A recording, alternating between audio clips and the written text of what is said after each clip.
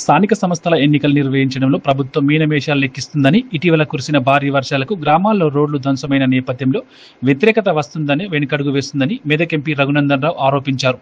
రాష్ట్రంలో బీసీలు 46% ఉన్నట్లు తేల్చిన ప్రభుత్వం అదేవిధంగా రిజర్వేషన్లు కల్పించాలన్నారు. బుధవారం ఆయన రామాయంపేట పట్టణంలో పర్యటించారు. జీఎస్టీ తగ్గిన నేపథ్యంలో దుకాణ నిర్వాహకులతో మాట్లాడారు. ప్రధాని మోడీ జన్మదినం పురస్కరించుకుని సేవాపక్షంలో భాగంగా ఏర్పాటు చేసిన ఉచిత వైద్య శిబిరాన్ని ప్రారంభించారు. ఈ కార్యక్రమంలో జిల్లా అధ్యక్షులు వాల్దాస్ మల్లేష్ గౌడ్, నాయకులు అవినాష్ రెడ్డి, మల్లేష్ గౌడ్, శ్రీనివాస్ తదితరులు పాల్గొన్నారు. అక్టోబర్ 2వ తారీఖు వరకు సేవాపక్ష పేద ప్రజలకు సేవ చేయాలనేటువంటి ఒక కార్యక్రమంలో భాగంగా ఈరోజు రామాయంపేట మున్సిపాలిటీ పరిధి లోపల పేద ప్రజలకి ఒక హెల్త్ క్యాంప్ నిర్వహించడం జరిగింది.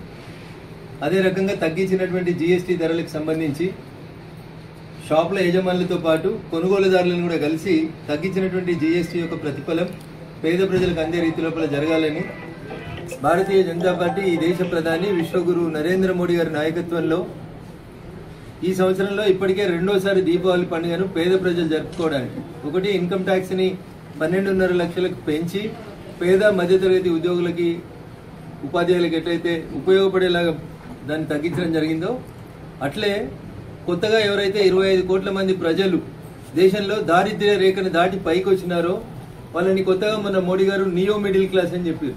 పేదలు మధ్యతరగతి ధనవంతులు కాకుండా మధ్యలో ఇటీవలనే 25 కోట్ల మంది దేశ ప్రజలు 11 సంవత్సరాల నరేంద్ర మోడీ గారి పాలన తర్వాత పేదరికం నుంచి అప్పుడే బయటకు వచ్చినటువంటి ఒక అవ్వ ఒక ఫ్రిడ్జ్ కొనుక్కోవాలి, ఒక టీవీ కొనుక్కోవాలి, పక్కింటలతో సమానంగా మేము ఉండాలనేటువంటి నియో మిడిల్ క్లాస్ అనేటువంటి క్లాస్ కోసం జీఎస్టీ రేట్లను తగ్గించి పేద ప్రజల మేలు కోరినటువంటి నాయకుడు నరేంద్ర మోడీ గారు. అందుకని 75 సంవత్సరాలు నిండినటువంటి నరేంద్ర మోడీ గారికి 100 సంవత్సరాలు నిండేంత వరకు మనందరి ఆయుష్ని దారాదత్తం చేయాలని ఆయన రాజకీయాలకు వచ్చినట్టు నుంచి ఒక అవినీతి లేదు, కుంభకోణం లేదు, కార్ల కుంభకోణాలు లేవు, టెలిఫోన్ల కుంభకోణం లేదు, బొగ్గు కుంభకోణం లేదు, ఇంకా లిక్కర్ కుంభకోణాలు లేవు. ఇట్లా ఏం లేకుండా ఒక మంచి పరిపాలన అందిస్తున్నటువంటి నాయకుడు నరేంద్ర మోడీ గారు.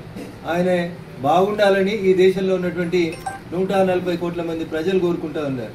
తీసుకొచ్చిన ప్రతి చట్టం పేద ప్రజలకు ఉపయోగపడేటువంటి రీతి లోపల వారు తీసుకొస్తూ వస్తూ ఉన్నారు. ఈ రాష్ట్రంలో అధికారంలోకి వచ్చినటువంటి కాంగ్రెస్ పార్టీ గత ఏడాదిన్నర కాలంగా రేపు పెడతాం, ఎల్లుండి పెడతాం, రేపు పెడతాం, ఎల్లుండి పెడతామని మీనమేషాలు లెక్కిస్తూ 42% రిజర్వేషన్లు ఆఖరికి కొండందావి ఎల్కను పట్టినట్టు ఏమంటారు 42% రిజర్వేషన్లని కాంగ్రెస్ పార్టీ ఇస్తుందట. కాంగ్రెస్ పార్టీ ఇచ్చేందుకు ఏడాదిన్నర ఎందుకు ఎలక్షన్లు పెట్టలేదు? ఎలక్షన్లు పెట్టే స్థితిలో ఈ రాష్ట్ర ప్రభుత్వం లేదు. ఎందుకంటే మొన్న కురిసినటువంటి వర్షాలకి ఏ పల్లెటూరుకు పోయినా ఒక్క రోడ్డు బాగాలేదు. ఓట్లు వేసేటువంటి పరిస్థితి ప్రజలు కాంగ్రెస్కి లేదు. అందుకని భయపడుతున్నారు. ఎన్నికలు పెట్టాలన్నా పెట్టకూడదని ఆలోచిస్తున్నారు. ఎవరన్నా కోర్టుకు పోతారేమో, స్టే తీసుకొస్తారేమో, ఎన్నికలు ఆగిపోతే భజన వాళ్ళ మీద పడేసేయొచ్చేమో అనేటువంటి ఆలోచనతో ఉంది తప్ప కాంగ్రెస్ పార్టీ. నిజంగా కాంగ్రెస్ పార్టీకి రేవంత్ రెడ్డి గారికి, రాహుల్ గాంధీకి చిత్తశుద్ధి ఉంటే ఎవరు ఎంత అంటే వాళ్ళకి అంత అయితే ఈ రాష్ట్రంలో బీసీలు 50% దాటిండ్రు. గవర్నమెంట్ ఇచ్చిన లెక్కల ప్రకారమే బీసీలు 46% దాటిండ్రు. 10% ముస్లింలను కలిపి 56% అని చెప్తున్నారు. మరి 46% ఉన్న బీసీలకి 42% గురించి ఎందుకు మాట్లాడుతున్నారు? ఇస్తే నిజాయితీగా 46% ఇయ్యండి. కాంగ్రెస్ పార్టీ పరంగా ఇచ్చేది ఉంటే 42 కాదు 46% బీసీలకు రిజర్వేషన్ ఇవ్వాలి.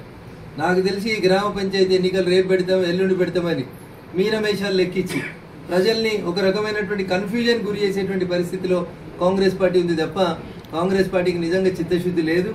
ఉంటే ఈ పార్టీకి పల్లెటూర్లన్నీ పండుగ కంటే ముందే ఎన్నికలు అయితే కొత్త సర్పంచులు ఉత్సాహంగా బాగా పనిచేసేవాళ్ళు, గ్రామాల అభివృద్ధి జరిగేటి. మేము ఇచ్చేటువంటి 15th ఫైనాన్స్ కమిషన్ డబ్బులు తప్ప పంచాయతీలలో కనీసం ఆ బ్లీచింగ్ పౌడర్ బతుకమ్మ వస్తే రేపు చల్లేందుకు నిన్న మొన్న కురిసిన వర్షాలలో వస్తున్నటువంటి అంటువ్యాధుల నివారణకి కావాల్సినటువంటి బ్లీచింగ్ పౌడర్ కూడా కనీసం పంచాయతీ సెక్రటరీల దగ్గర డబ్బులు లేవు.